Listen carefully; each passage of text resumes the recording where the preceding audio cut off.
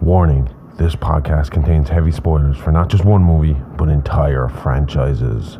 We highly recommend going and watching these movies before listening to us as a companion piece that stitches all the timelines into one creepy, crime-ridden story. There will be no more spoiler warnings. We do not break character. After this, there is no turning back. You've been warned. Hit the music. You are talking about the nonsensical ravings of a lunatic mind. It's alive! It's alive! It's alive! It's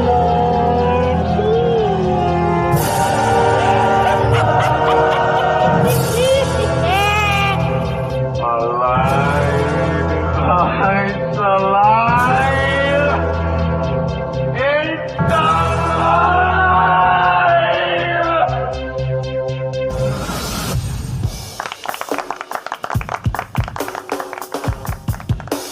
Hello and welcome to It's Alive Alive podcast. It's a true crime, paranormal, interstellar podcast covering unbelievable stories that sound like they were ripped straight from the pages of a Hollywood script. I am your host, the outlaw, Dr. H.R. Smokenstein, THC, and with me as always is my very own Scream Queen, the perfect combination of beauty and brains, the bride of Smokenstein, the India horror, the expert, the guts and gore, the gorgeous, the sexy Amy Rose. Hi.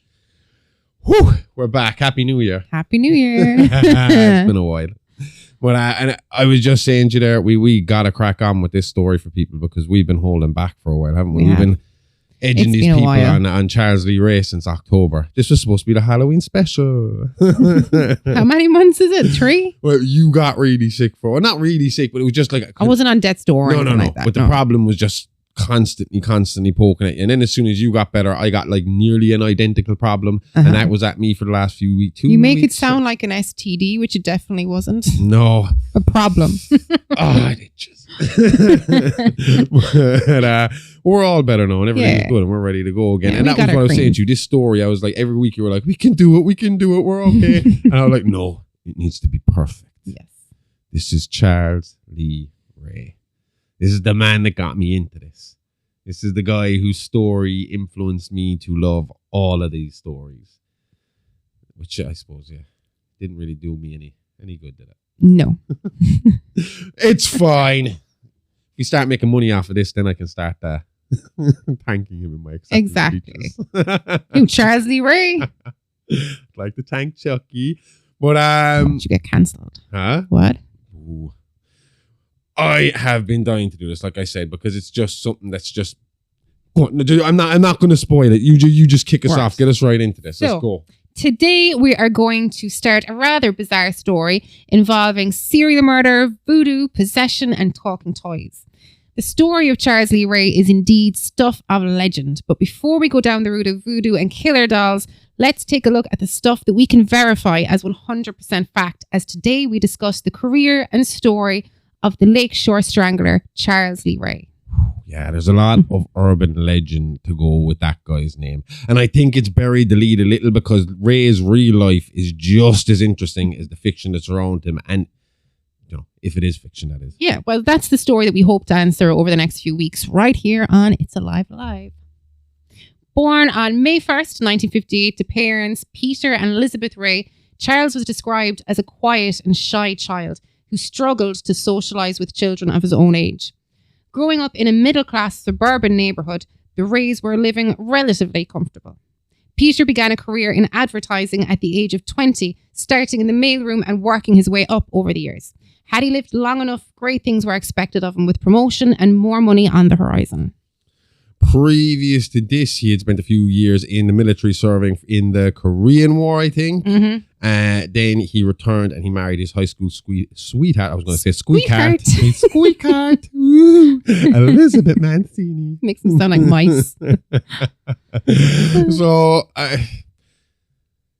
they say like that this kid was quiet, and I think we've mentioned it before about like what it was like in the 90s if you were like the kid with special needs, right? But I did some research this week. Mm-hmm. Real research. And I know you were shocked. I was fucking shocked, right? Because for a very long time, I truly believed that they just did not understand learning difficulties until modern time. Mm-hmm. It wasn't. They just couldn't give a fucking bollocks. Because I watched a documentary from America from the 1960s where they were identifying learning difficulties. They were treating learning difficulties by bringing on extra teachers, special classes, special needs assistants, kind of.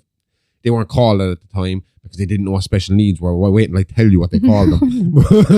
But it's just mental. They had all this knowledge in the 60s. Yeah.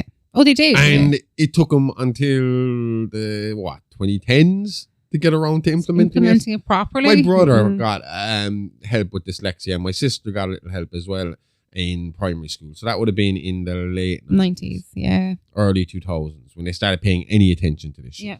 Oh, but they only take it really serious lately. And I mean, listen to what they call it, right? This is God's honest truth, right? The organization or the body that was over learning difficulties, they were called the National Association of Parents of Backwards Children. And that was formed in 1946. Backwards children makes it sound like they were criminals, like crisscross. That changed to the National Association of Mentally Handicapped Children in 1956, and then adults were added to that in 1981. Okay. So I mean, that's bizarre. And here's a fucking quote from learningdifficultylondon.org, right? Sadly, some people didn't see people with learning difficulties as human beings back then.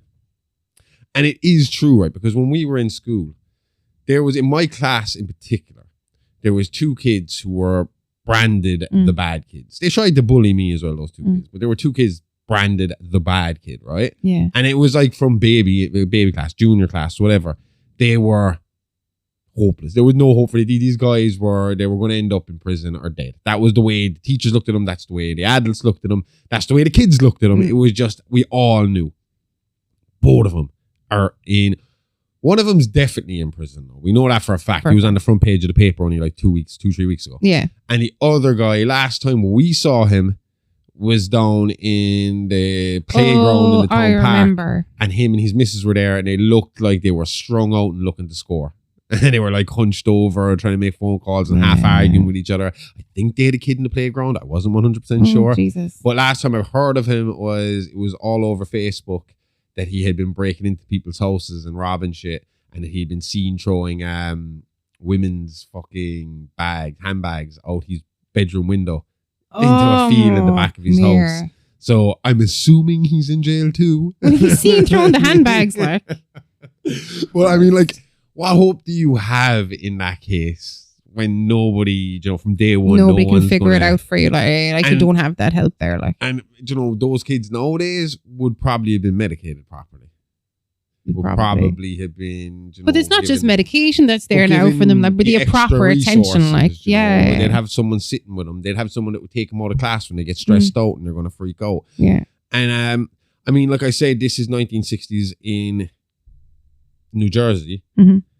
Clearly, they hadn't watched this documentary yet because they were still dealing with it in a similar manner. But I don't think Charles back then was seen as a bad kid. He was just close to non-verbal.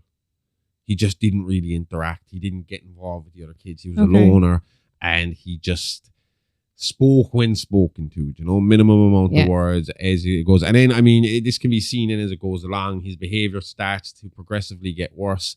I mean, this is another one. And I always thought this was a myth. I didn't know this happened. And I will say on one side, it doesn't happen. I think it's bullshit. But the idea of Halloween candy being spiked with blades and drugs, or people putting their fucking THC candy into the fucking mix. I don't think any real stoner is going to give away his THC gummies to some kid, to be honest. But the blades, I looked it up, and the thing about it is the only info I could find about it was on Wikipedia. It was called a poison candy myth. Oh, myth.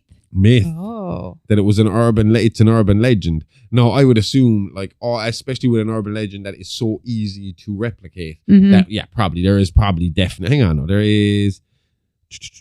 there's definitely some people have had to. I mean, like, there's copycats for everything. Tampering by friends and family, confirmed cases. Yeah, there's not a whole pile on it, to be honest. In 2000, in Minneapolis, a mentally ill man put needles in candy bars and gave them to trick-or-treaters. One teenager received a minor injury. So, I mean, Yeah. It just seems like a strange one. But in this case, it did happen, apparently. That Charles was out and he was trick-or-treating, came home and had an apple, I believe it was, and he bit into the apple and there was a blade in it. That's fucked up, right? Yeah. That's not the half of it. Once he bit into it and realised what was there, he kept on chewing. Tore his mouth up. It was stitches. It took ages to heal. It was getting infected and stuff. It was nasty. And then, not long after, when it did heal, there was another incident at his birthday party. And his birthday party, they had a piñata. Okay. And again, this is a child who was very quiet, very reserved, doesn't really interact, so he doesn't even really get angry. Yeah. You know, you don't see aggression in him.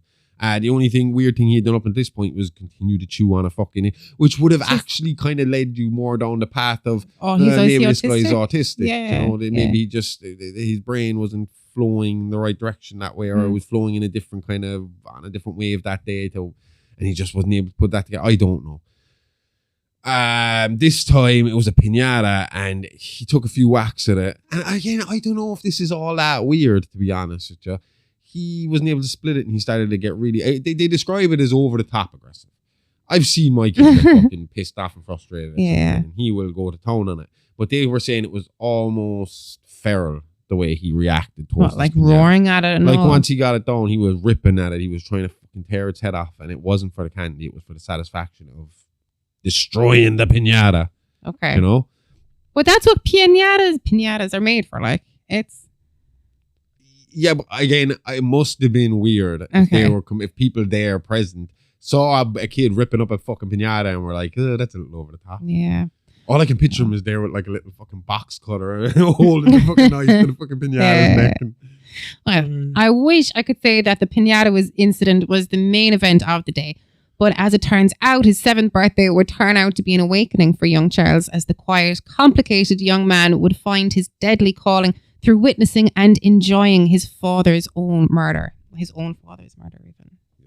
That's it. You see, at this time in Hackensack, New Jersey, it was at the mercy of an unidentified serial killer known only as the Hackensack Slasher. Easy for you to say, huh? The Hackensack Slasher. It's a tongue twister. And this guy is worth an episode all on his lonesome, to be honest. We did. If you go back to a show we did last year called Real Monsters, there's an episode on him there. There is. Richard Cottingham. No, that's if it is Richard Cottingham. Because he was never officially identified, but it is strongly believed to be the early work of Richard Cottingham, who would later go on to be known as the Torso Killer. And that's, do you know the reason why I believe it could be Richard Cottingham? Why? Is that when I watched the documentary about him with Chief Robert Ancelotti, and Chief Robert Ancelotti truly believed that this Torso Killer had killed more people than he was caught for, and he started going on questioning him and all this and trying to make ties to other cases around the area, especially in New Jersey area. And Cottingham will give up little bits and pieces here and there to get stuff back. Like, he knew he was in jail for life, but he had this excuse that he didn't want his kids to know how bad he really was. Okay. You're in jail for killing a bunch of fucking people already. I don't think it matters. But he was embarrassed for them to find out. That's what he would say to call off and giving off information.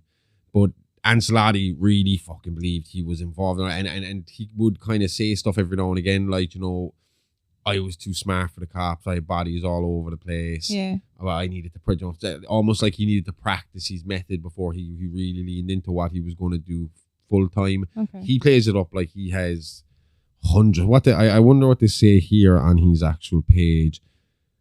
Victims 19 plus is all it says. So that'll tell you, like, there's a lot that we don't know. And over the last few years, even up until like last 2 or 3 years, he's still confessing to stuff. Oh, he is, yeah. Because now they have a kind of deal with him of, look, it's just for the record at this point. It's literally just so we can mark these as closed, convicted, done. We can't give you any more than a life sentence. We've given you, we're promising you no death sentence.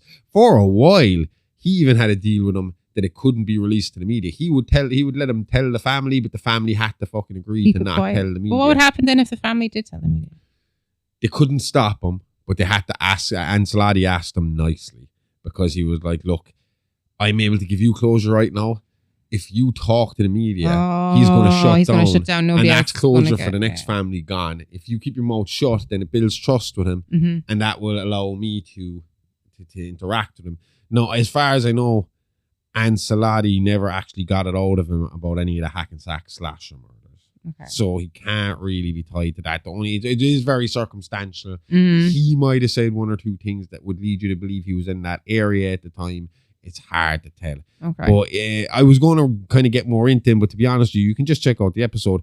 It's actually free on our Patreon. If you do need a subscription, but it's a free subscription. And you can listen to a little bio on him. I don't know. Did we do a mini monsters on him? No. Maybe we did. I can't remember. All the mini monsters are free. You don't need a subscription for that. Yeah. You just go on over and you can listen to them there along with all the other free shit. Yes. So go check that out. But yeah, Richard Cottingham, man, he is worth to listen to. It is really messed up. And there is also a really good documentary. Just let me get that.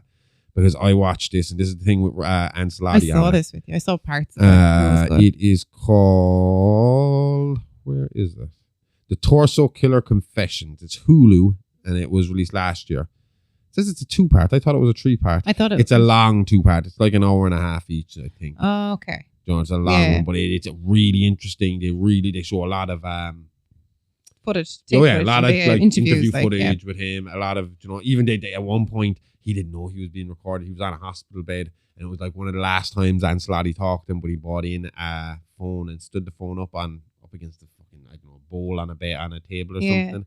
And Cottingham didn't even know he was being recorded, so he said a few extra bits there as well that kind of started steamrolling more against him. So, okay, this Ancelotti guy is fucking crazy. Like he was dedicated because he was getting promoted through the ranks, so he was still to do his regular job as like chief of fucking police in that area. Yeah, but he was still constantly picking away at Cottingham. Like this took him like 10 years to get like 6 extra convictions, I think. but look, it was worth it for him. Yeah. It was his life work. Exactly. Like, it's amazing and fair play to them. I mean, that's true. That's a proper cop right there. Definitely. He's going to get you justice. Yeah.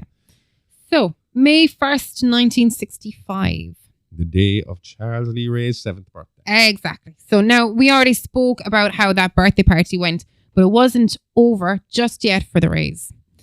It was about 11:15 p.m. that night when Charles was woken from his sleep by the sound of chaos from downstairs.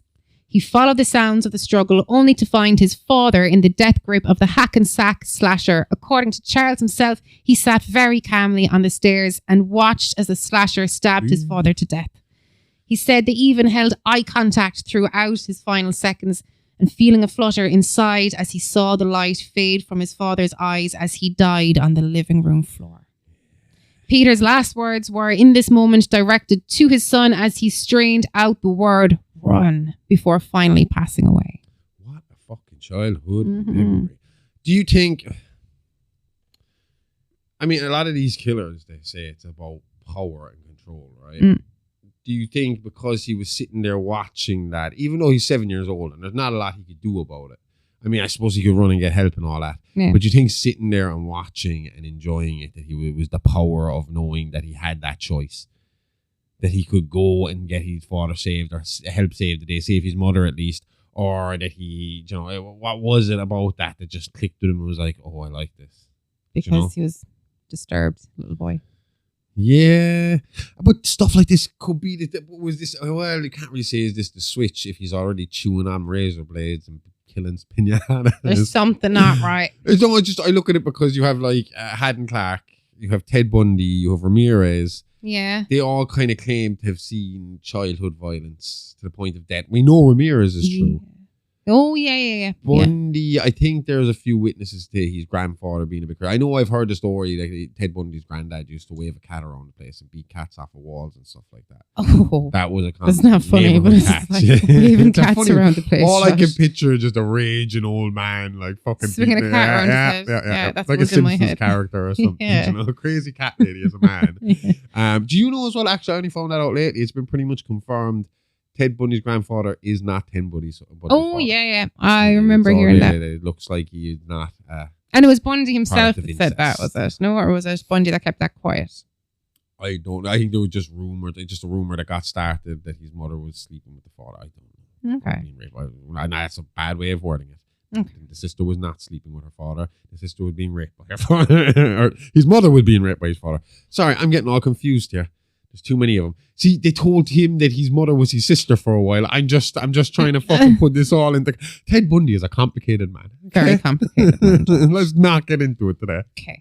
So, Point being, Haddon Clark, Ted Bundy, Ramirez, all saw dead. I mean, Ramirez was one of the serious ones where he definitely was showing pictures and like maybe videos from his cousin of people he had murdered and raped in war.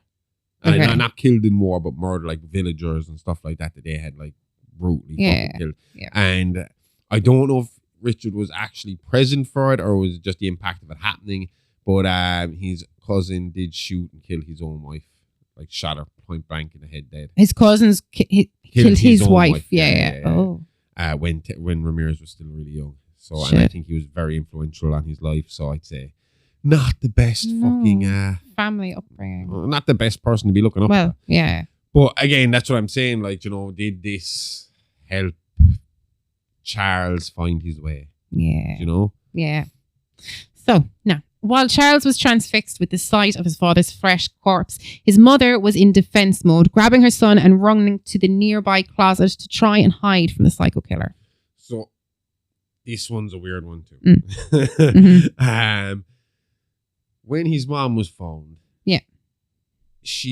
they basically they were able to work out from forensics the type of forensics they had in those days, but from the cut, where the cut was in her neck, where the cut would have came from, you know, direction and all that kind of stuff, angles, that she had to be killed from behind. Someone had to come up behind her to kill her. But she also hadn't been moved from the closet. So she... Was stabbed while she was in front of the closet. Theoretically, she would have had to have thought this slasher was around the house. Okay. But when she got into the closet, the slasher would have to be behind her in the closet. Which didn't make sense. Or would she have trusted the person to bring them into the closet and then it was that person that she wanted to hide in the closet with her? Well, that's what it seems like. Yeah, they do kind of believe that Charles knows more than he's leading on, but because he's the only one talking. Yeah. Not talking. Now, later on, we would find out that Charles had an interaction with the slasher as well. Charles come for talked, and we'll say who he talked to in a few minutes. That's coming up here, so I'm not going to ruin that. But yeah. He did say that he had an interaction with this slasher, and basically it was kind of along the lines of, did I do good? And the slasher being like, yup, you did good. So that's kind of against spoiling it. He did kill his mother.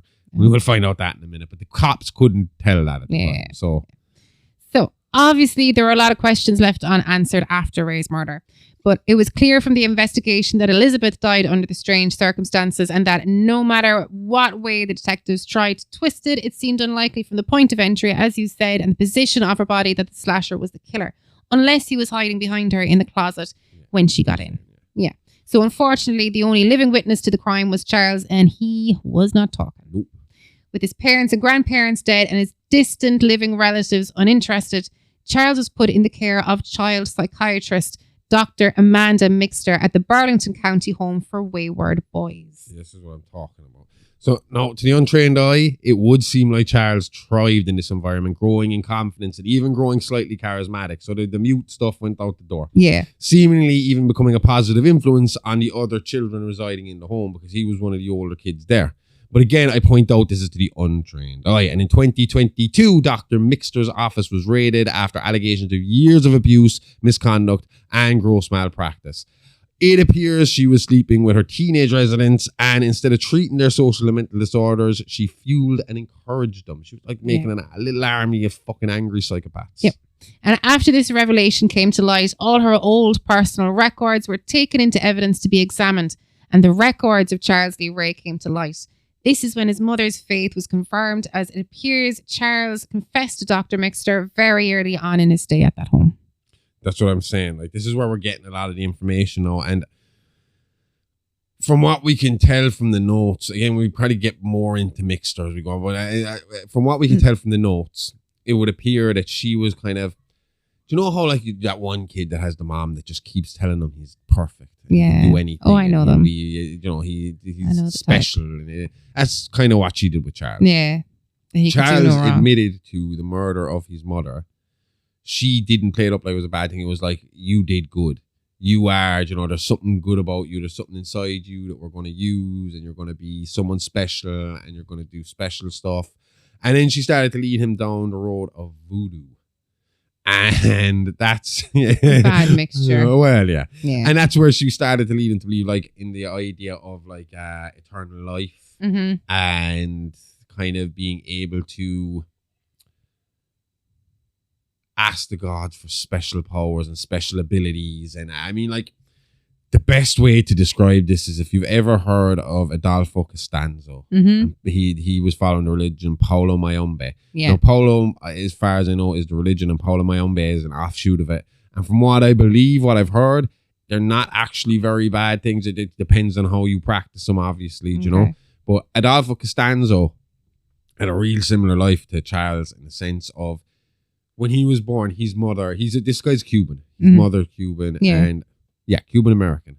And his mother straight away, he like a close bond with his mother, and his mother was big into voodoo and started to tell him he was going to be special. Basically making him out like he's the Jesus Christ of voodoo, and he was going to be special. And she brought him to a special, like, fucking voodoo chieftain to teach him how to do all these special powers and stuff. But Adolfo eventually ended up using this to make money from semi-famous kind of semi-celebrities kind of on the way up, trying to make a name for themselves, to kind of get them luck and help them on their career path and give them advice on what they should do to get to the next level.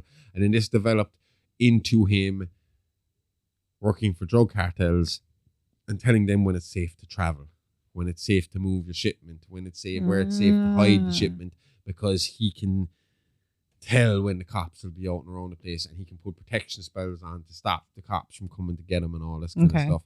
And this, again, eventually steamrolled into a giant cult where he had what was called an inganga. And an inganga, we've seen a picture of it. We have seen it. It's a cauldron with sticks in it. And his wasn't a cauldron. That's his lies. does sound more like his does sound more like a witch's cauldron with the bubbling fucking broth. But it didn't look like it, did it? There was brains, body parts, guts, gore, all sorts of shit in his one. Oh. Because they started Who killing are we people. talking about just had the buckets, though? I think the pictures are in black and white. They don't look all that impressive. And then we saw pictures of just regular Ngangas, and they weren't all that impressive either. But the thing about here was he kind of led his supporters, his followers, to believe that to get the highest level of protection or highest level of I suppose favor from the gods, they needed to offer a sacrifice, a human sacrifice. And at first it was just other Mexicans they were getting, and that would go under the radar because obviously it was a bit, Mexico's not exactly known for its great policing and its great government, and it's known to be a shady place. So he was kind of ignored until he decided that they needed the brain of an American college student to make everything work properly, because that's an intelligent brain. So fucking spring break comes, some Americans cross the border to party, and they bag one, they grab one. And this is where the cops start getting really involved because the Americans are getting involved. Of course, yeah. And then to show you how the levels of stupidity that are involved in this story, one of his followers believed so much that Adolfo could control the police or control what the police saw and had spells over him, that he flew past them in his car, like speeding past them in the car. And when they chased him, he just kept going and going and going and going. Because they thought he couldn't touch him. Brought him all the way back to their ranch. They got in there, they started searching, they started finding the bodies of Mark, what was his name again? Mark Kilroy, who they had been looking for. And they made the cult members start digging the graves, like digging up the graves to find the bodies. Good enough. But fucking it was messed up. He ends up killing himself anyway to try and get away with it. He convinces one of his followers to shoot him. And he's like, don't worry, I'll be born again. They shot him, and then they kind of realized afterwards, like, this motherfucker's after leaving us to be arrested. And then the rest of them got arrested and got jail time. But yeah, I think, like, in that sense, Charles's life is very similar here, where he has a woman, again, like a matriarchal mother figure telling him, you're special. We're going to make something bigger out of you. And the gods favor you, and you're going to sacrifice people to have more power in this world. Yeah. Maybe even everlasting life, which is what his main goal seemed to be. Sheep. So we won't get too deep into Mixter right now because we'll talk about her a little more later on in this series. Like, needless to say, she was an evil woman who didn't just sexually and mentally abuse children, but also was responsible for mentoring Charles and molding him into the killer he was destined to become. She was also guilty of fueling the possessed doll narrative of Barkley and Pierce. But like you said, we'll get more of that over the coming weeks. Yeah. And Charles wasn't her only criminal residence, with Charles meeting and mentoring his own protege and longtime partner in crime, Eddie Caputo. Now, I couldn't find a whole pile on how he came to reside in Burlington House, but from what I can tell, Caputo showed up in Ray's life around the summer of '69. From what I can tell, again, it is kind of spotty about his early life, but it's spotty because Eddie seems to be one of these kids that was always in and out of homes. I don't think he had a stable life from day one. I think his parents weren't exactly great parents. I'm not even sure if they were alive that long. Again, it's spotty, but he did end up jumping from house to house and ended up settling here a bit because of Charles. Okay.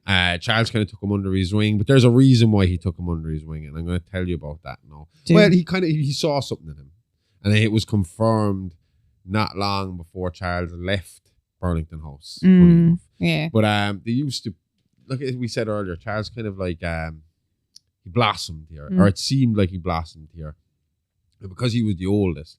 He'd be walking, the kids would follow him everywhere. We see it ourselves. Our own young fella outside is one of the older kids in the estate. And the other little kids are constantly following him around and are constantly doting on him and thinking he's awesome and all that.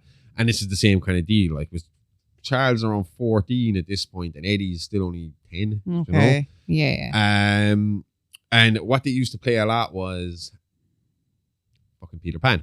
Yeah. Which was their favourite book. They loved reading it. I don't know how if they watched the movie. How would the movie be out that stage? When did the movie come out? Peter Pan. The cartoon.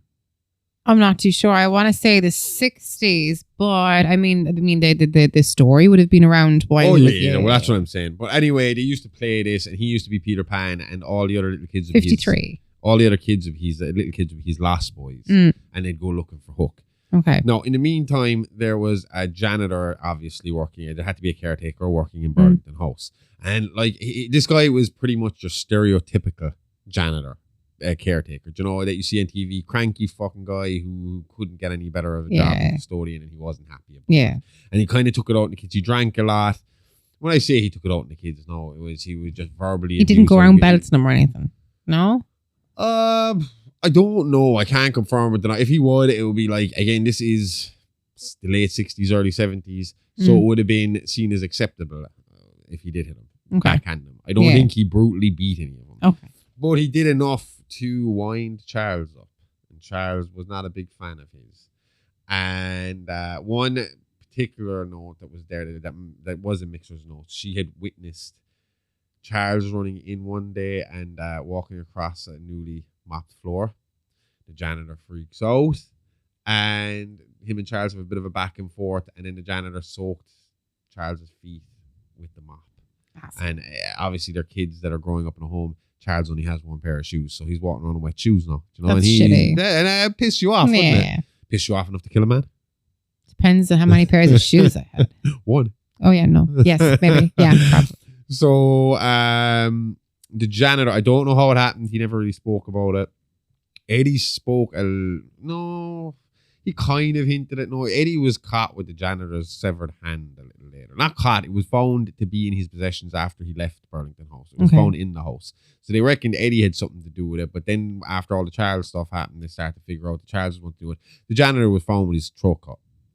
Nice. And after Charles left as well, there was some other little kids who said Charles showed us that body. You know, that's how they were led to it. So he knew where it was. Like, yeah. And Charles was smart enough as well at this point to know it was time to leave Burlington House. So he's 14 years of age. He's after killing this janitor. This is kind of his second murder, you know. And he decides he needs to split before the cops start getting close. Now, from what the feeling I get, I reckon he could have stuck around because I reckon Mixter would have protected him. But he gives Eddie the janitor's hand. Basically saying, I see something in your kid.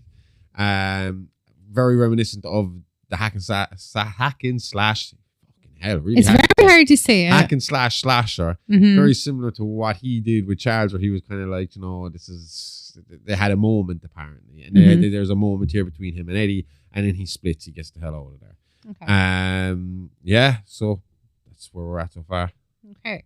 So Charles is now out and about in the real world with no restrictions and no one is holding his leash. You think that sort of freedom may have led him into a big, massive blood orgy, but what Charles found out, just like the rest of us, is you gotta make a living to eat, basically. Pretty much. Yep. So also, just like many others his age, he was trying to figure out who he was and what he was destined for. We're stumbling all over the shop today. Yeah. Do you know, every time I hear blood orgy, all I can hear is the Christmas critters from South Park. That's where that's from. The blood orgy. Oh, yeah.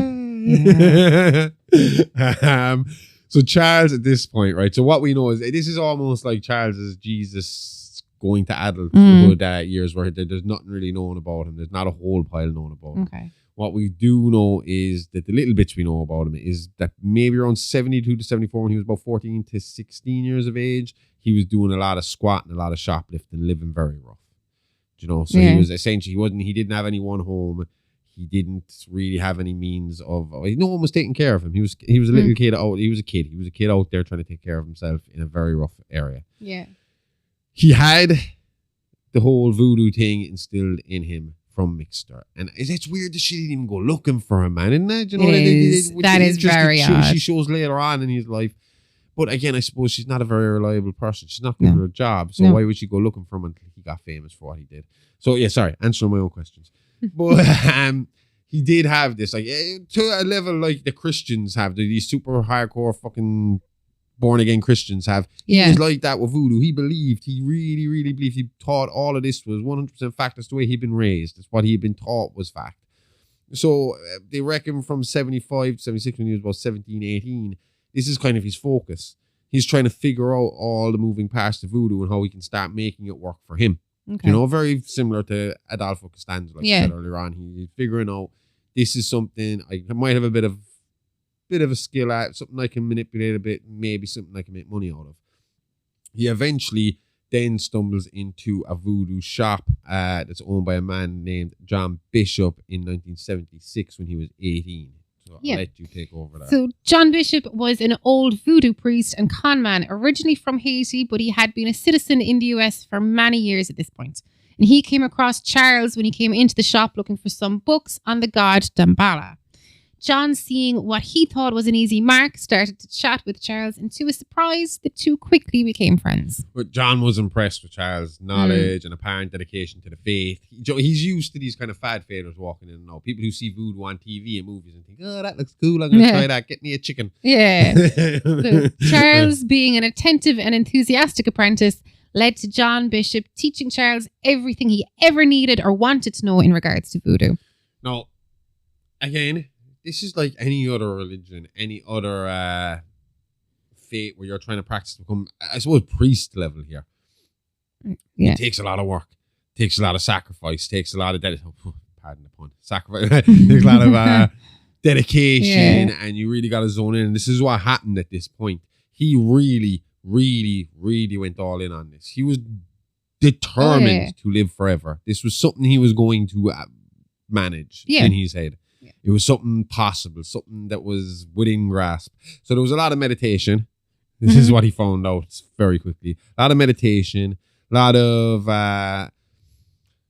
learning silly curses, small curses, you know, stuff that can almost be kind of put away as coincidence when it happens. It's not real serious. He does learn how to make voodoo dolls, apparently, that they claim work. Actually, there's he keeps a fairly strict diary at this stage, journal at this point, to kind of, I suppose, help follow his own steps in it. Like a lab book, like. Exactly. Yeah. Like you're in school, you're going to take notes. So he's learning this stuff from John Bishop. He's got to get it in writing, you know? Okay. Because there's words to this stuff. I'm going to give them to you later. But there's words to this stuff. There's spells. There's stuff he has to remember. It's just like church. You got prayers and stuff. Yeah, so that's kind of what he was at for a very long time then. Yeah. So after 2 years and with little signs of results, Chucky... Well, they claimed the voodoo dolls were working. How do you prove the voodoo dolls are working?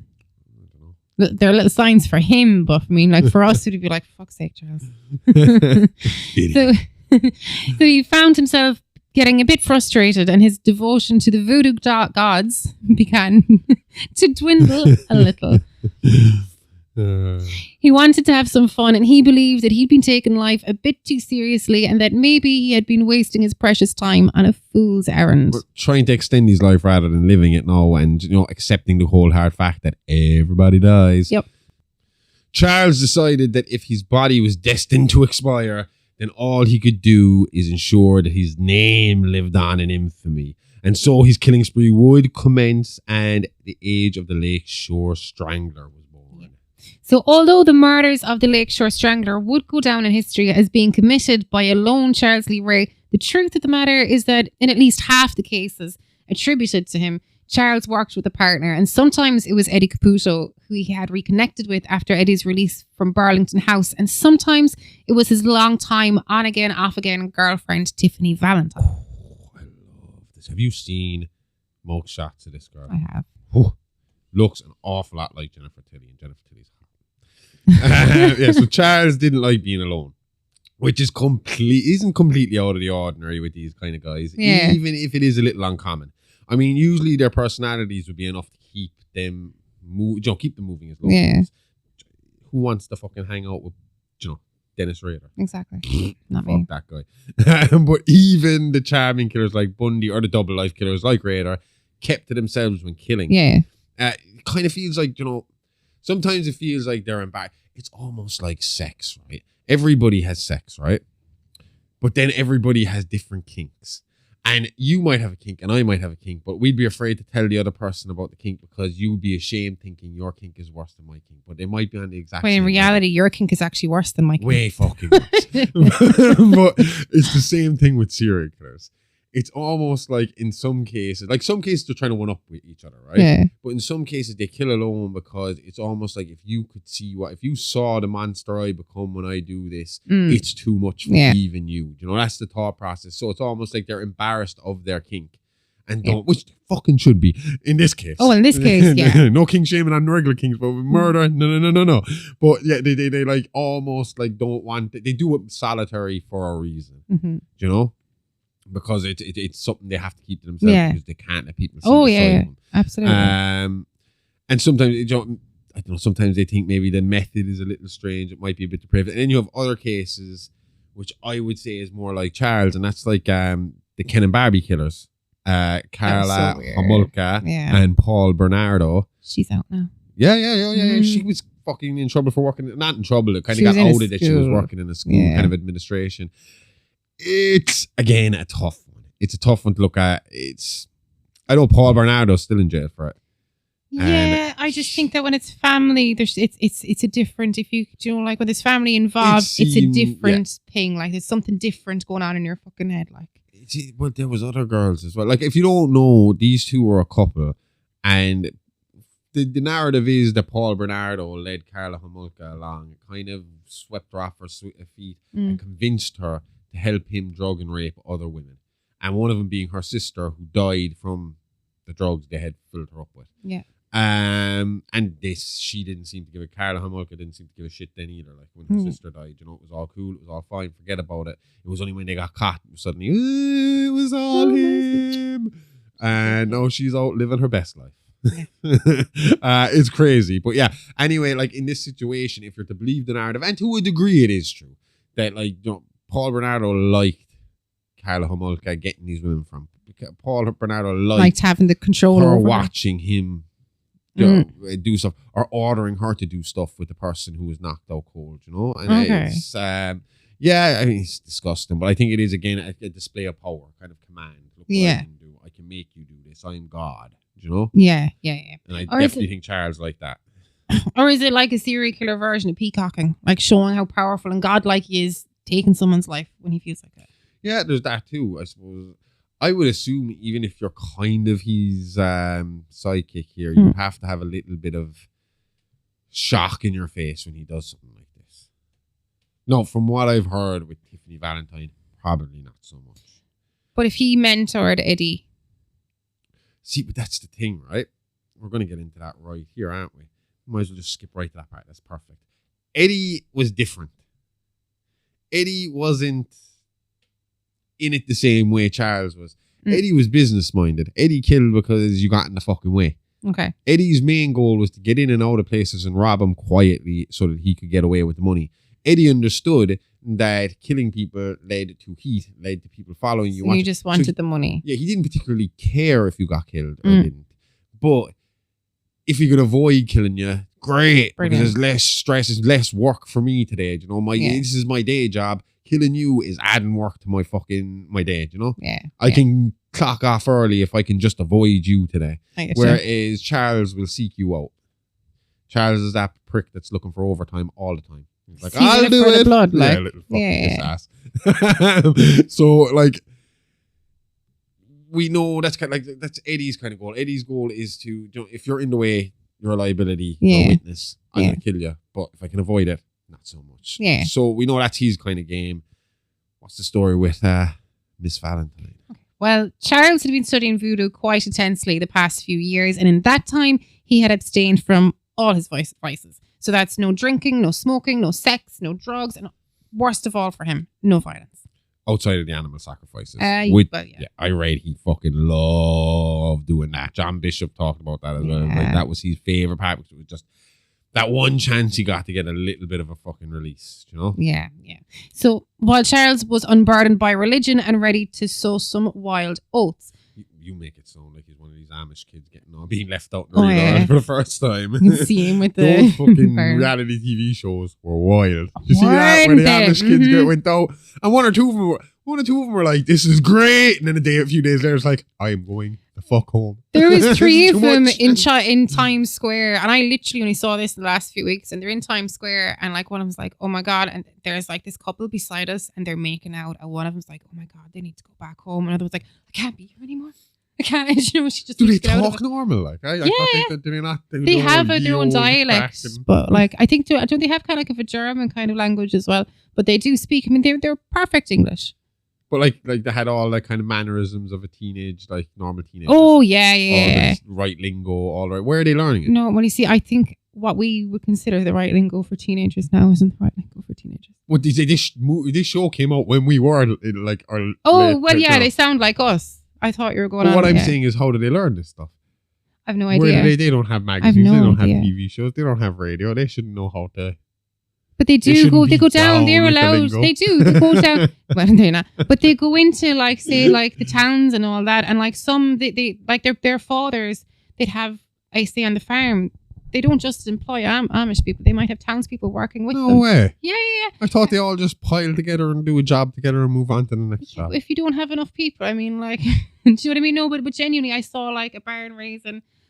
I think it was one of those TV shows as well, and they actually brought in people from the village. Like there was like day job people, like, and they were helping them. If I grew up in an Amish group, I would convince as many members as I could to come and leave with me, and we'll start a construction company, because that's going to be Amish construction. We'll get your house up in a day. Not a bother. Here though, it's fine in America when it's like timber frame houses, but like how are they going to raise that wall in a day? Like it's.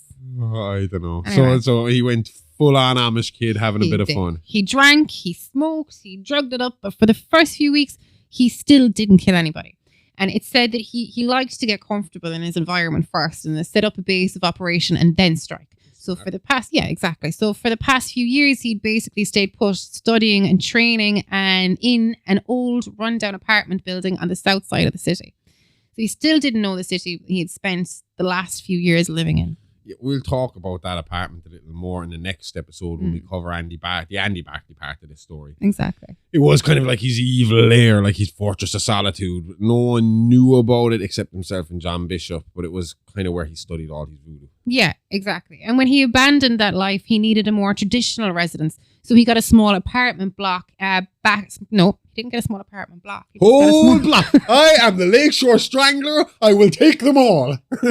He got a small apartment, just one apartment, back in his hometown of Hackensack, New Jersey. Oh, that's right. Serial killing doesn't pay. I'll just take that one. So he started to fantasize about the kills to come, deciding to try the New Jersey nightlife as a possible hunting ground. I always felt like this was like a dry run. Like he was testing his skills before he went back to Chicago as the Strangler. Yes. And it didn't take him long to kick off his killing spree with a woman by the name of Delilah Brown. Brown, who had a history of mental health and anger management issues, was no stranger to trouble. Yeah, she was arrested multiple times for assault, criminal damage, vandalism, and road rage. She also had a few drink driving charges, that's DUIs for you Yanks, and one count of possession. Yeah. So, yeah. She was last seen alive flirting with a couple at the Dollhouse nightclub in May of 1986. And the man was described as being slender and about 5'9" tall, and he was dressed in what looked like a funeral suit, which he covered in an oversized trench coat. Feel like I can smell him from here. What do you think he smells like? Dirt. Moss. Damp. Yeah, My clothes damp, left in a washing machine for a right, while. yeah. That's what that smells like. Oh, the girl was described as being 5'7" tall with an hourglass figure, shoulder length red hair, and she was wearing a leopard print skirt with matching blazer. And this is believed to be Tiffany Valentine. Yes. So friends say Delilah left the club with the couple at around 1:30 a.m. and wasn't seen again. And the journals of both Charles and Tiffany highlight what happened that night and confirmed that this was their first encounter with one another. So, from what I can tell, the thing is, Tiffany actually gives up a lot of some detail later on. Not a lot, because she has to protect herself, because she doesn't go down for anything really for long. She's dead before they realize she's done anything but wrong. And this years. This is maybe 20 odd years later. Okay. 10, 15. I'll work that out before that episode comes. Great. Got a few weeks. Okay. But basically what they said was it started off, Charles' side of this is it started off that he had a thing for Delilah and kind of saw something. It seemed, this is the thing that about Charles, like I was saying about it. It was like he can't be on his own. So he finds someone that he feels will understand him. Someone that will accept him for what he does. Be that Mixter, be that Eddie, be that Tiffany. But it's someone who sees him and is fine with it. You know, they can go along with it. Yeah. So he sees this in Delilah because at the time when he sees her in the nightclub for the first time, she's beating up her boyfriend. Or whoever, the guy she's with that night, whether it's her boyfriend or not.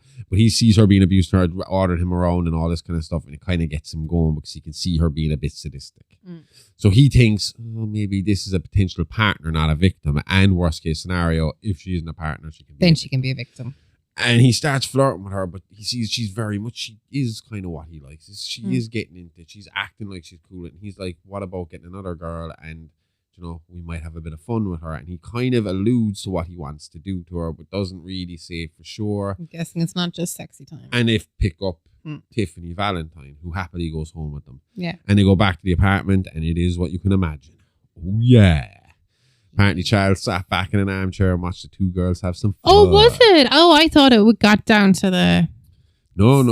The two girls were going at it for a while, playing around on the bed. It's from what they've both said of the night. And then Charles stood up, walked over with a knife, and was about to... He pulled Tiffany over and had raised the knife over his head. And Tiffany said the words, "Do it." And he looked down at her and she was smiling up at him and he said it was love at first sight. Oh, that's was romantic. Crazy for her. And he turned around, he stabbed the shit out of Delilah instead. Oh my God. And he then passed the knife to Tiffany, who apparently got a few stabs in, and then they had sex. Oh. So and apparently this is where he gets his famous nickname. What? He told Tiffany that night, who had red hair and would go on to have blonde hair from this point on, that she should go blonde.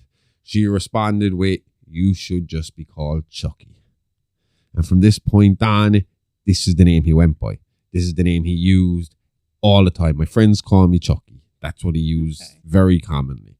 And I think we all know the urban legend of the killer doll Chucky that we have all heard of over the years, thanks to Andy Barkley. And that's where the name kind of blew up as well. The fact that he was using that name, the fact that the good guy doll, we'll talk about it next week. I'll get too into it. Okay. So we know they got together in 1986 and they stayed in Hackensack until 1988. And it's suspected they were murdering throughout. Yeah. So there are some more disappearances with witnesses giving descriptions that fit Ray and Valentine. Or now we can Chucky and Valentine. Yes. But they were like ghosts to police who couldn't find anyone with any connection to this homicidal couple. Yeah, 1 or 2 bodies were discovered heavily mutilated, but it was after Charles's death before they could pin the crimes to him. Yeah.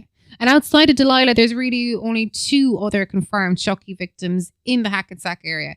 Those being Vivian Valentine and J.D. Nicholson. Okay. Nicholson was killed after Charles and Tiffany answered a classified ad in the auto sales section. And he was looking to sell his vintage Pontiac to fund a retirement trip with the wife, and the homicidal couple were looking for some wheels to get themselves out of town. And they sent him on a permanent retirement tour. So he was found with his throat cut outside his home after telling his wife he was going outside to talk to some potential buyers. Yeah, so like... That's great. How did that one baffles me, right? The other murders seem like they're easily contained because they're in apartments and they're dumping the bodies elsewhere, or they're getting hotel rooms and they're leaving them there. If you're going to sell a car, you obviously, someone must have seen these two talking to them, and they must have had a description of the car. Like, how did they not eventually pick this car up going from Hackensack to Chicago? I'm not sure. It's a strange one, but I suppose again you're talking about a time when. Or maybe I'm thinking too modern. Maybe I'm thinking of the fact that nowadays it's just a case of you passing a cop car, them scanning it and going, oh, he's got a watch. Well, yeah, exactly. They're looking for that car. Whereas these days it would have been ring everybody, tell them we're looking for a blue body with this type of window, and then just hope the fuck that they get that out in all their scanners and it'll eventually get out. It's very difficult, like, you know, so once you're getting out of the state, you're pretty much free and clear. Oh, yeah. In the meantime, you mentioned Vivian Valentine. Now, we've already said that Tiffany is Tiffany Valentine. She is. This is the mother of Tiffany Valentine. And did Tiffany Valentine know? Yeah. Oh. Yeah. And then she was very close to her mother. But this will show you Tiffany's mindset. The holdover Tiffany that she had. Tiffany's a full-blown psychopath. Oh. Like, she talked, like, to her death. She used to, like, constantly quote her. This was like a quirk people who knew her used to say, like, oh, my mother used to say this, my mother used to say that, my mother always told me, this, that. You know, all these little bits of advice. And I told you that was going to happen. If you're only listening to this, you can't see it, but I had to tape the light up behind me for the video show. And I was like, that tape ain't going to hold it. Halfway through the show. We are nearly exactly halfway through as well. We're going to hear it go and fall over and everything's going to go dark on me. Motherfucker. Anyway, yeah, she didn't care that her mother was killed, and she used to talk about her like she was still there. Yeah. If you were to talk to Tiffany, you wouldn't even realize her mother was dead. Okay. And then in the meantime, you're like looking at them going back to Chicago. Eddie Caputo was a big part of that. Yeah. Eddie rang Charles with a great idea, and he wanted him to come to Chicago, and they were going to work on it together. We'll talk about that great idea soon. It's coming up soon, but we're going to... Yeah. There. Do you like juicy stories filled with sex, lies, and cutthroat backstabbing antics? Cutthroat and backstabbing sounds violent. I mean, I can't say no to some sexy, violent gossip either. How about classic gossip from beyond the grave? Zombies, no, we're talking. I'm definitely hooked. Why does everything land back at the undead with you? It's how I deal with my fear of the end days. Either way, Playing with Bones is a history show for the masses. Listen as we discuss the wild, turbulent, and sometimes naughty lives of the great kings, queens, and emperors of history. Playing with Bones Season 1 has just kicked off on Patreon and is available now for your listening pleasure. So check it out now. That's Playing with Bones at patreon.com/the Horrorverse Network every Monday, only on Patreon. So everything up until this point was just Charles warming up and perfecting his craft before going full gear in Chicago. Now, we already said it was 1988, and we know that Ray won't survive the year. Full gear. I mean, he already killed 7 people. There's his mom, the groundskeeper at the kids' home, Delilah Brown, the guy selling the Pontiac, Tiffany's mom. They're all confirmed. Then you have 2 Jane Does found in Hackensack motels with him as the main suspect. Oh, and I was reading an article yesterday about pizza guys who went missing in the area at the time they were active, and it's well known pizza was one of Charles' favourite meals. That and Swedish meatballs.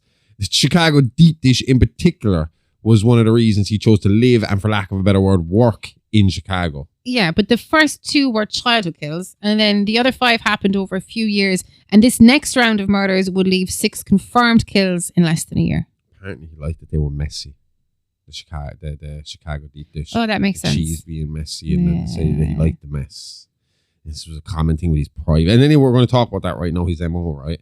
Because this is the thing about it. It's really, really weird. And we're going to talk a little bit more about it later. Because he's called the Lakeshore Strangler. Yeah. He stabbed more than he had like different MOs for different situations. Okay. And it's kind of what led police down the wrong path constantly. Why it wasn't linked until after his death that these all were him. Because he worked so differently compared to when he was on his own, when he was with Tiffany, and when he was with Eddie. Okay.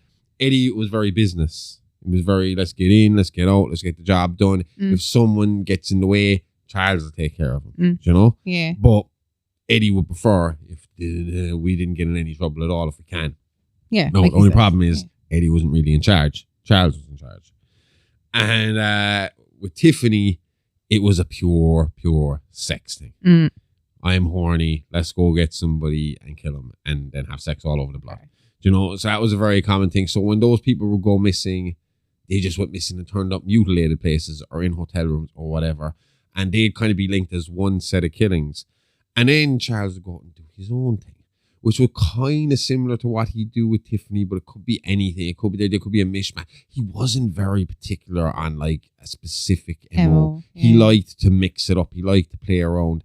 Stabbing was a big part of it. And he did, like, especially if it was a girl, he liked to bring them to the bedroom and stab, and you would see him in the apron and he'd play with the blood and he'd enjoy it, like, you know? Because stabbing is a very personal kind of... Which would kind of lead to a bit of his downfall later, and I'll explain why later. But yeah, go on. Yeah, so when they arrived in Chicago, it was hot and heavy between him and Tiffany, and within a month, the pair had 2 more kills under their belt. Like we were saying, they kill together when they're horny. They're going hot and heavy with their new apartment, the whole idea of having a normal-ish domestic life together. So that heat leads them to hunting and eventually led to the death of 25-year-old Lucy Freeman and Michelle McBride, along with another pizza guy who went missing literally the day they arrived after making a delivery to a dingy apartment whose tenants, again, fit the couple's description. Yeah. You know? Both girls went missing in similar circumstances to Delilah Brown, and Charles was linked to the murder after Tiffany talked to police later. She wouldn't be linked to any of the crimes until 1988 after 1998. Sorry. After her diaries from the time were recovered after she herself was found dead in suspicious circumstances. Again, we'll get to that all that later. In maybe 3 weeks. With the heat on and the police out searching for the 2 missing women, Charles and Tiffany decided to lay low for a while, and Tiffany got to work decorating their new apartment. According to her, this bored Charles to tears. I would say so. She even said she believed that it was this attempt to tame him that kind of caused him to go completely off the rails. So he was he wasn't happy just with domestic stay at home. It wasn't like, you know, the crazy guy that goes out drinking every weekend and suddenly gets a missus and never goes out again, and then he has a kid in a few years' time and gets a proper job and all that stuff. It's not like that. Okay. Charles is like, fuck this. I need to go have some fun, you know? Yeah. So around this time, Eddie came to Charles with a plan to break into the home of the Chicago elite while the owners were busy with their nightlife. The first few ventures were fruitful and uneventful, much to Eddie's delight. Charles, on the other hand, like as you said now, he was getting bored, and he found himself hoping that the homeowners would arrive home early to catch them in an act so that he could dispense of them. So they were like 3 jobs in before he finally found an excuse to kill. One of the homes had live-in help, and Charles noticed her sleeping in her room as he and Eddie raided the area. She was found strangled in her bed. The theory is that Charles couldn't help himself and killed her while Eddie was loading the van to leave. So that's 3 down, 3 to go. Yep. And his next 3 would really be his downfall. Oh, yeah. You see, Eddie and Charles had their eyes on a bigger prize and planned to rob Chicago's socialite and multi-millionaire Vivian Van Pelt. I'm telling you, anyone with Van in their name, instantly. That's because they're old American money because of the Dutch settling New York. Like do you know that kind of way? Old money. Hamptons and leave us alone, you bastard. Yep. This time through Charles, though Charles had no plans to tiptoe around, and using his charm, he got close to some associates of Van Pelt, learning her schedule and security system. One man who was instrumental in Charles getting all of this information was Daniel Pierce. Pierce, who worked as a lawyer and represented Van Pelt, met Charles at an upscale bar in the business district of Chicago. Charles introduced himself as a well-off man of means, having said he had made his fortune in real estate. Yeah, he owns a block of apartments. I told you. Whole fucking block. No, again, we've said this, like, Charles, even though he looks like a dingy little shit, is extremely charismatic at this point. He knows what he's a predator. He knows what he needs to do to lure you in. Oh, yeah. So he does this with Daniel, and he spends some time with Daniel, and eventually he gets invited to family barbecues. And this is where things really kind of get fucked. Like, they start to really like landslide on him here. Because they're planning this Van Pelt robbery. At the same time, he is after meeting the Pierce family, which consists of Sarah, Daniel's wife Sarah, and his daughter Barb. And his wife Sarah was currently pregnant with what will be his daughter Nika Pierce, who we will be talking about in episode 3. Okay. But yeah, Charles, it all gets really bizarre here. And that's an understatement considering what we have to look forward to in the next couple of weeks in terms of fucking bizarre.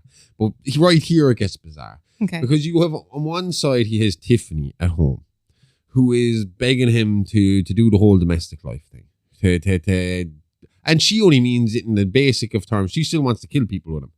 She just wants to do up the house and put on the mask of we are a regular couple. There's no need to worry. Yeah.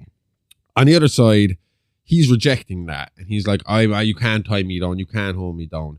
And then he meets the Pierce family and he falls head over fucking heels. Oy. And he wants that family. He looks at them as the ready packaged perfect family for him. Yeah. And he wants Sarah. He wants to be Barb's father and he wants to be there for the baby. But that means Daniel's in the way. So he starts to like get stalky. He starts to like zone in. I mean, Robin Williams in 1 hour photo fucking level. I'm watching you, like, you know? So that's happening all at the same time. He is trying to work out the Van Pelt robbery. This is going to be him and Eddie's biggest robbery. Yeah. Van Pelt was an extremely, extremely wealthy fucking woman. A lot of money. I mean, like, she was the top level of Chicago socialite. Yeah. So,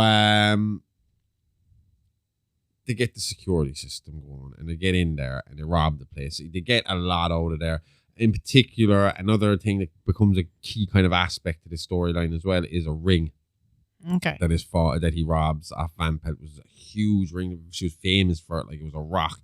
It's something that if you robbed, you couldn't go anywhere. So Yeah. be like, that's fucking Van Pelt's ring. You're in trouble. Exactly. So like a piece of art. Yeah. Now, again, you have to remember, Chucky is the guy coming up to Eddie with the plans. Chucky's the guy coming up to Eddie going, I got into this guy, Daniel. Here's the times that Van Pelt will be away. Here's how we get in. Here's how it's safe. He intentionally fucked up the time so that Van Pelt would be home. But he did it in such a way to make sure she would be home practically alone. The help had their own, like, she is high level, quarters. high money. They had their own quarters. After a certain time in the night and she's gone to bed, they don't come into the house until the next morning unless she presses a buzzer and tells them to come in from their fucking quarters, you know? So he knows she's going to be home and he is raring to fucking go. He wants this one, which is crazy because it's going to be so high profile. Oh, yeah. Yeah. So, like, the Van Pelt murder was huge news nationally, so the cops were hard on the case. Eddie was nervous that he could feel the pressure mounting, but Charles seemed indifferent about the whole thing, and he said the only thing tying them to the case was Pierce, and he was going to make him disappear real soon. Yeah, Eddie obviously thinks this is to cover the crime, but really it's Charles trying to eliminate the competition so he can swoop in and take his place. Yeah. You know? Yeah. And Daniel Pierce was last seen on the 2nd November in a bar close to his office. He was having a drink after work and left to walk home at around 6:30 p.m. Witnesses claimed they saw him get into a classic Pontiac, and Charles would later reveal to Daniel's widow that he offered Pierce a lift, and after some time in the car, Charles subdued the man and drowned him, leaving his body by the shoreline of Lake Michigan. It's another one that baffles me. Of all the ways you can kill a guy, how do you, like, subdue the man in the car, drive all the way out to the lake, and then drown him? No, I understand why. the idea was to make it look like suicide. So he knocked him out in the car and then drowned him at the lake. But it just seemed like a very drawn out fucking job for. But I suppose if you're covering your tracks, you're planning to step into these places, you really don't want any link to this at all. It makes sense, I suppose. Yeah, I think so. Like, he never had the chance to expand on his confession to Sarah Pierce. So we don't really know what his rationale was. Exactly. So the funeral came and went by within a week with no foul play suspected and suicide the final verdict on his cause of death. It was thought that getting it all over and done with quickly would be the best for the family. Yeah. So Charles... she's pregnant. She's under pressure. Oh, yeah.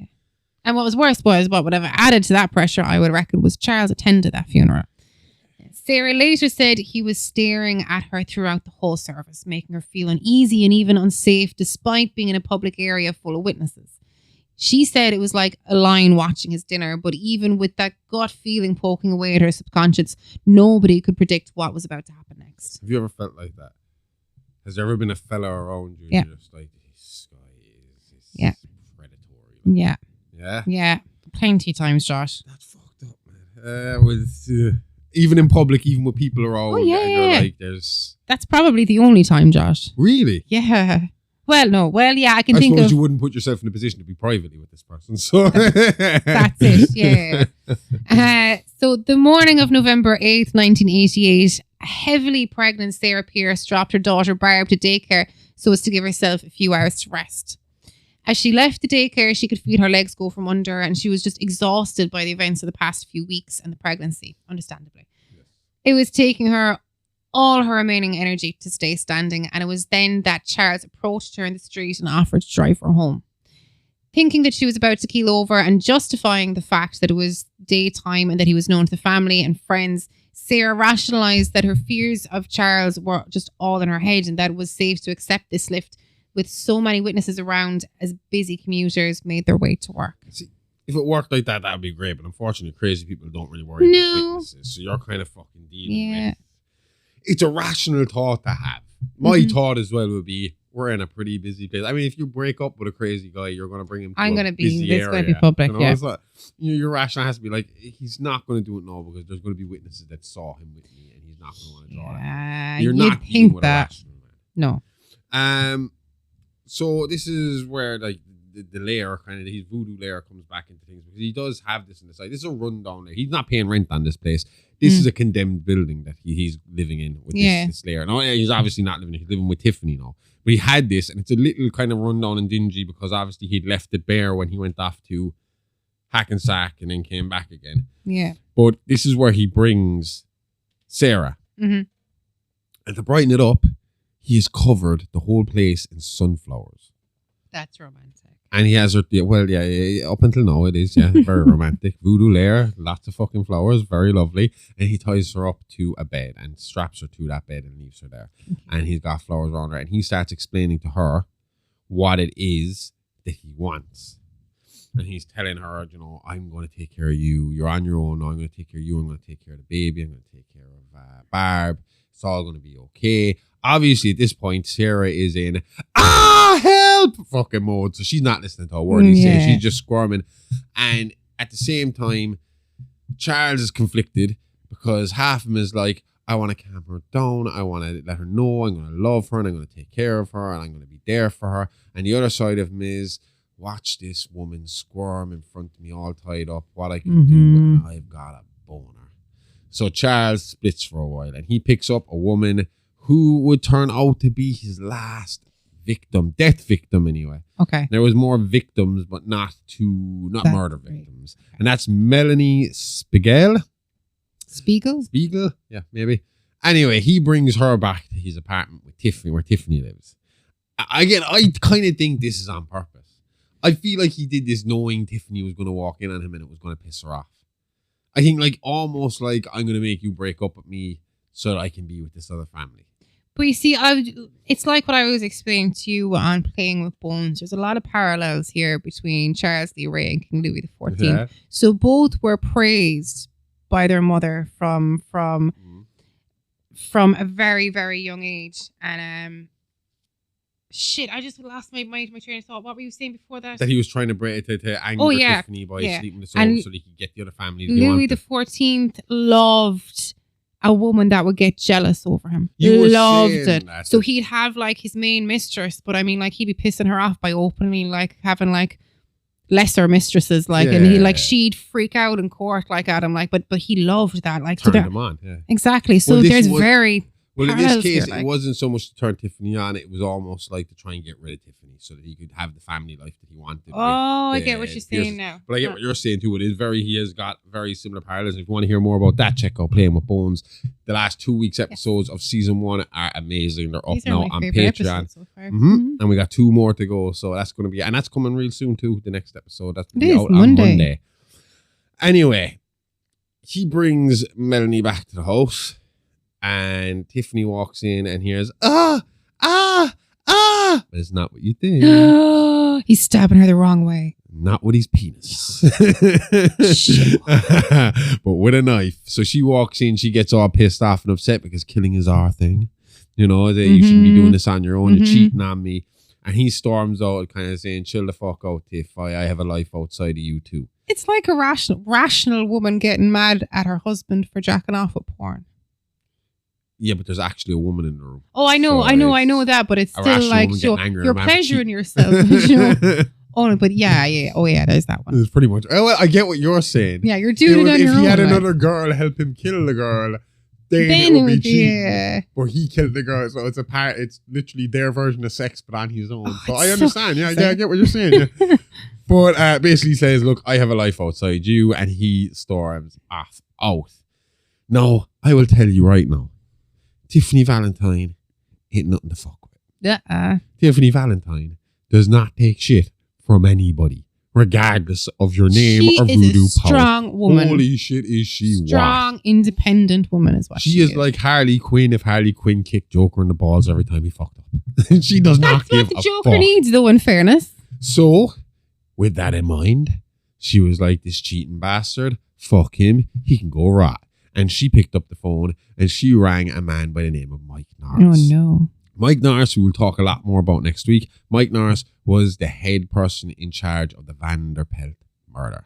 So he was it Van Pelt or Vanderpelt? It's Van Pelt. Van Pelt, my bad. Vander makes him even worse. Van is like one level of fucking shitheel. Vander is like you are an absolute ultimate fucking rich asshole. Like Max and Max Pro. Oh, yeah. Anyway, Mike Norris was in charge. And at this point, again, they're not connecting all the crimes. There's so much crime going on at this time.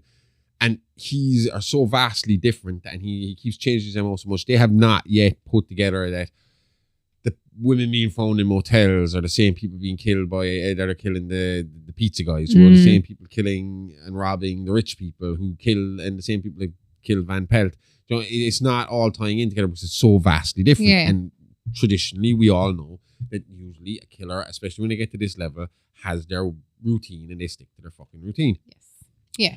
So Tiffany picks up the phone. She goes, Mike, he does not have a routine. He does not stick to a routine. I have just found out my boyfriend and fiance, or my boyfriend is a murderer. I believe he is the Lakeshore Strangler, and I believe he is the one that killed Van Pelt. Now, the Lakeshore Strangler at this stage has only really been tied to the rich people deaths, the robbery deaths. So that's where he's been tied. So in that case, there's only really 2 or 3. Okay. You know, there's the Living Help, and there's Van Pelt, and there might be one more kind of attached to it. I can't remember.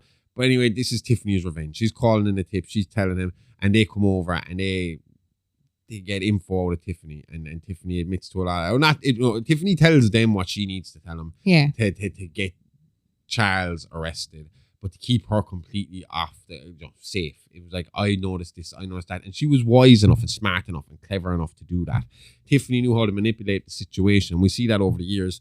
She can manipulate the situation, and she knew exactly how much information you needed to know to get what she wanted without her suffering. Okay. Now, the only bittersweet part of this was that directly after the police had finished questioning her and left, like, this was a very quick, because they were very on the ball with this, like you said. So she rang in the complaint. They were over to her house within like 10 minutes. There was a unit over. Norris was right over there. They were questioning her. They got information out of her. They knew where Charles's lair was now. They were going there. They were going there next. and they leave.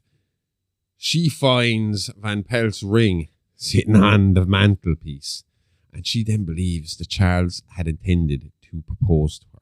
Oh no. And she is instantly filled with regret. Something that will haunt her for a long time, and we will discuss that again in a few episodes' time, but not right now. The main thing that's important here is she has now told the cops the man you were looking for is Charles E. Ray, also known as Chucky. This is what some of his other residents. This place in particular is important to him. Mm-hmm. This is where you're most likely going to find him. Okay. And according to Sarah, when Charles arrived back to her, he had more sunflowers in his hand and was gushing about the great life they would have and the family that they would build together.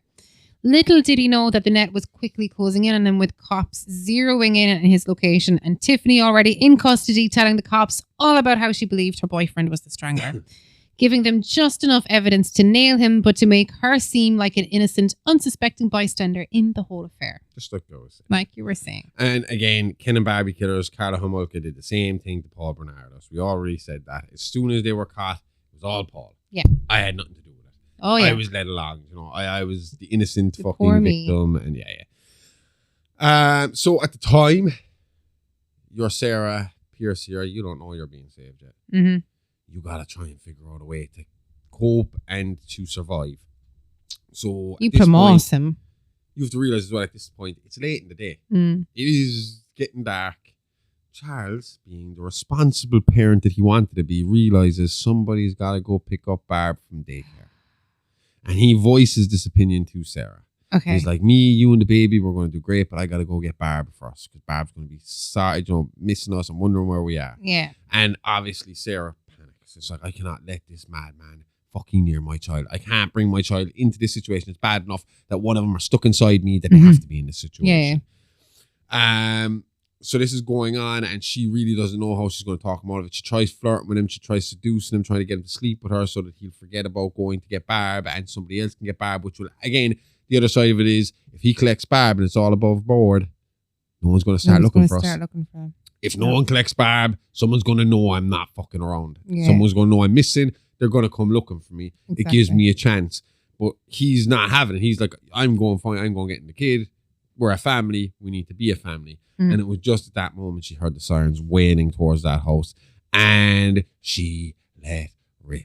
She was like, motherfucker, you are boned. We're going to watch you get the lethal injection. Fuck you. I'm going to tell him everything. I'm going to tell him what you did to Daniel. I'm going to tell him what you're going to do to what you've done, what you've told me so far. I'm going to tell you about the kidnapping. I am going to nail you. You are going to jail forever. And Charles is not somebody who likes to be fucked over. Even you do if he not is going fuck to with jail. the Chuck. Yep. And he stabs her right in the stomach, right in the baby, Shit. to be exact. Because she is heavily pregnant. She is literally like weeks away. And he stabs her right in the stomach. And unfortunately, the baby survives. She lives. Yeah. She lives, the baby survives because he doesn't have time to finish the job. The cops are closing in. He thinks he's finished the job. But he does damage the spinal cord of baby Nika, who will then spend the rest of her life in a wheelchair, although she does survive the incident. And he fucking gets the hell out of there. And thinking he had killed Sarah, Charles rushed outside to Eddie, who was waiting to drive him home. But seeing the flashing lights fast approach, Eddie panicked and sped off, leaving Charles to fend for himself. We haven't said much about an investigation, but up until Van Pelt, there was no, like I said, there was no real event. I kind of alluded to it, but there was nothing. The cops hadn't put the kills together. Tiffany is the person that handed them the kills. Because like I said, he's called a Lakeshore Strangler. That's the name that they give him because of the because nobody gives a shit when it's if you're a hooker that gets killed, or a Homeless person, a party girl that gets killed from a fucking nightclub, or a homeless person, or a pizza guy, they don't care because you're low down in the fucking food chain. Yeah. But when you're a Van Pelt, you got Van in your name, you're a top level fucking socialite. There's money All there. these socialites are being robbed, and there's murders involved in this as well. They're going to pay more attention, and then you're going to get the nickname. The nickname is based off of the high profile kills. Like I said to you, the reality of it is Chucky liked to get into the blood. Like if you look really historically, stabbing has been more his thing. Cutting somebody's throat's been more his thing. strangulation was almost saved for when I need to kill you, but I can't make a mess. This is my preferred way to kill you when I can't drop blood. Okay, yeah. So, yeah, that's kind of the way it was at that point. They didn't know it was him. This night would kind of really tie together the pure scope of his homicidal career. Yeah. Because once they had the name and they had the person and they could start working backwards, it was easy to fucking see what was linked to him and what wasn't. Yeah. And now on foot, Ray took off through the nearby network of alleyways trying to get clear of the heat. But unfortunately for him, Detective Mike Norris was hot on his heels, and it wasn't long until the two men were firing shots at each other in the deserted late-night Chicago streets. Norris won that battle, landing a clear shot to Chucky's chest. Yeah. Down but not out, Charles tried to find refuge in a nearby toy store, smashing the glass doors, but with his life fading and nowhere else to go, it seems as if Charles Lee Ray's body was finally going to give up on him, but not before he could get out one more declaration of vengeance. Screaming to the detective, he vowed that he would come back for him and Eddie Caputo and have his bloody revenge.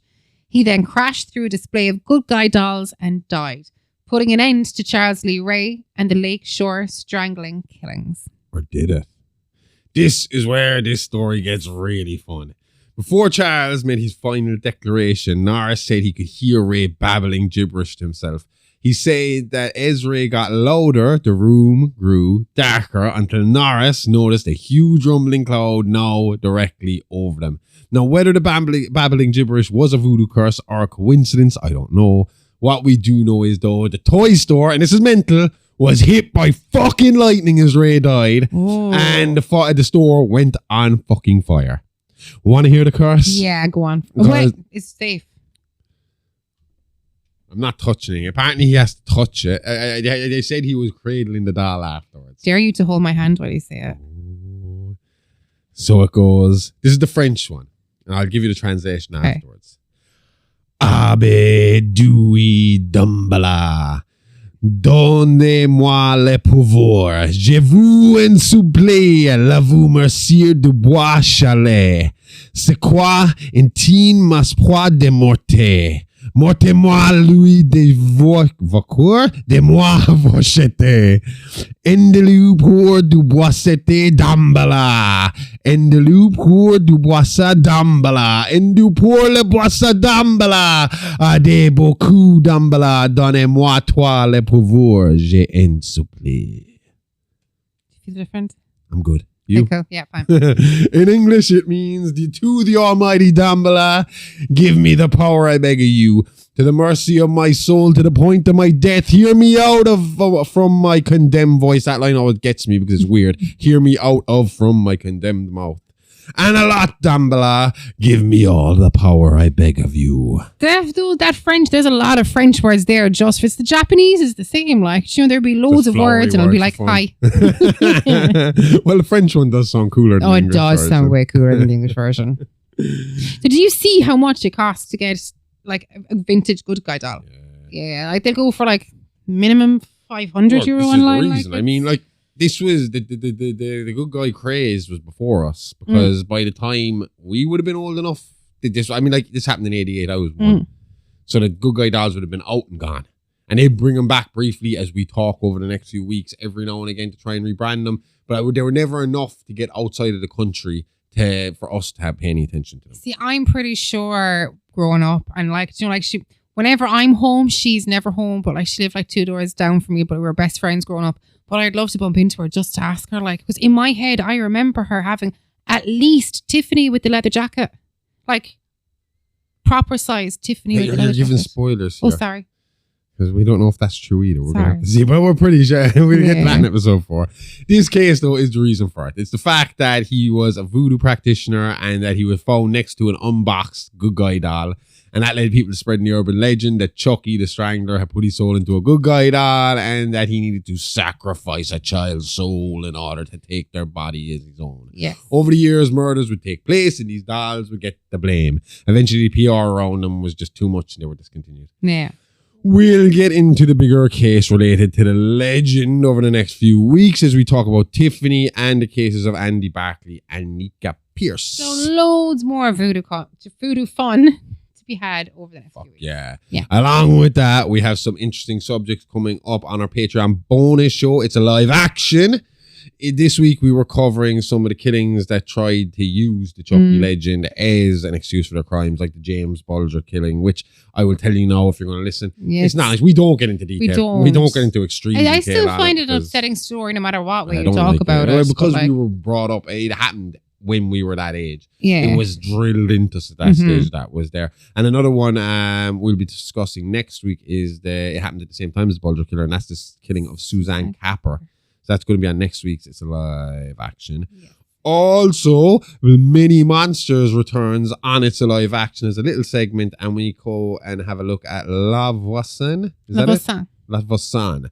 And that kind of ties. She was a woman that had a little fucking group of hit women who went around doing abortions and murdering people. Murdering people. She poisoned people. She told fortunes. You name it, that girl did it. As long as it wasn't legal. Jack of all fucking trades she was. And we're going to talk more about her as well then this week. Is it this week? Is she going to be on Playing with Bones this week or next week? Yeah, this week. I love that. This week or yes, next week? Yeah. We'll be talking more about the Bourbon Dynasty. Yeah. That's going to be fun. Don't forget as well that we have our new pro wrestling show, Wrestling with My Missus, last week, where you were a bit sick. So, yeah, we just had a bit of a lazy episode chatting, but this week you have some plans for the show. I do. We were talking a small bit about CM Punk. And, we were kind of talking about, like, you hear all these rumors, but we don't know. We don't know the guy personally. So we don't know what it's really like backstage or what caused him to be so angry. But I thought it'd be interesting to have a quick, because you don't really know. I just like, so you don't know all the you don't know what's going on, but he's definitely an angry man. Oh, we know that much. We've fucking seen that. His public displays of anger, his specialty. But I think there's certain stuff you might have missed over the years that I think would be fun to bring up and show you and talk to you and kind of show you where he's coming from. And then also, I had the realization that Penta, when he made his debut on Raw this week, I looked him up a little bit and I realized Penta, Rey Fenix, his dad, Fuego, and I can't remember his other brother's name.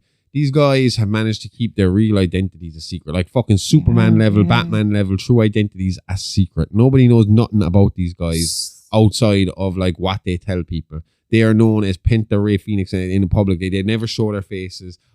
I'm going to try and dig a bit deeper. I was just about to ask, is it like a big reveal? No, there's no big reveal because I haven't been able to find shit so far. But I'm going to try. Well, there's the show spoiler for you. Don't listen because it's crap.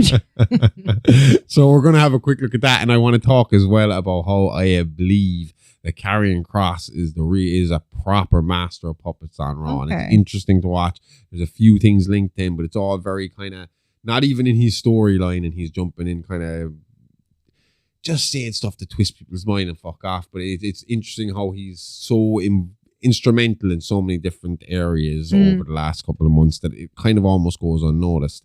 So yeah, and there's more coming this week, this Tuesday on Wrestling with My Missus, which you can find free exclusively on Patreon. No account or sub required at the Horrorverse Network. Or if you're listening to Spotify, we have a Spotify Patreon feed, which you can access by going to the link at the top of the Spotify page.